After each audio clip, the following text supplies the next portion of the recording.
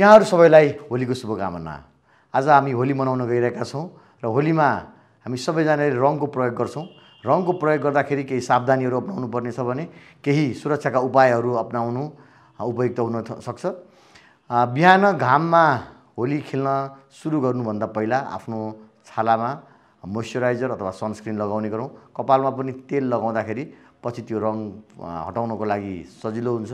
रङहरू प्रयोग गर्दाखेरि राम्रो किसिमको धेरै रसायन प्रयोग नगरिएको राम्रा खालका मात्र रङहरू प्रयोग गरौँ।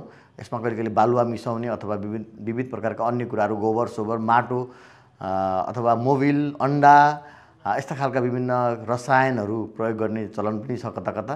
त्यसो चाहिँ नगरौँ।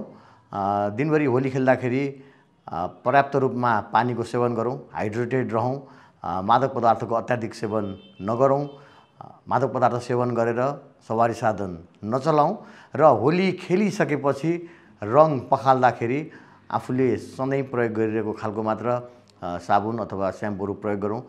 रङ गएन भनेर धेरै कडा साबुन सर्फ अथवा डिटर्जेन्ट प्रयोग गर्दाखेरि त्यसले छालामा नोक्सानी गर्न सक्छ र त्यसबाहेक अरू अन्य केमिकलहरू स्प्रिट एसिटोन अथवा अरू कडा खालका रसायनहरू प्रयोग गरेर रङ हटाउनु आवश्यक छैन। केही दिनमा त्यो रङहरू आफै खुइलिएर जान्छ र यदि केही गरी छालामा एलर्जी भएमा अथवा तट्याउन थालेमा पोल्न थालेमा आँखामा परिहालेमा सामान्य धाराको पानीले प्रशस्त रूपमा चाहिँ सफा गरेर चिकित्सकको सल्लाह लिन सक्नुहुनेछ।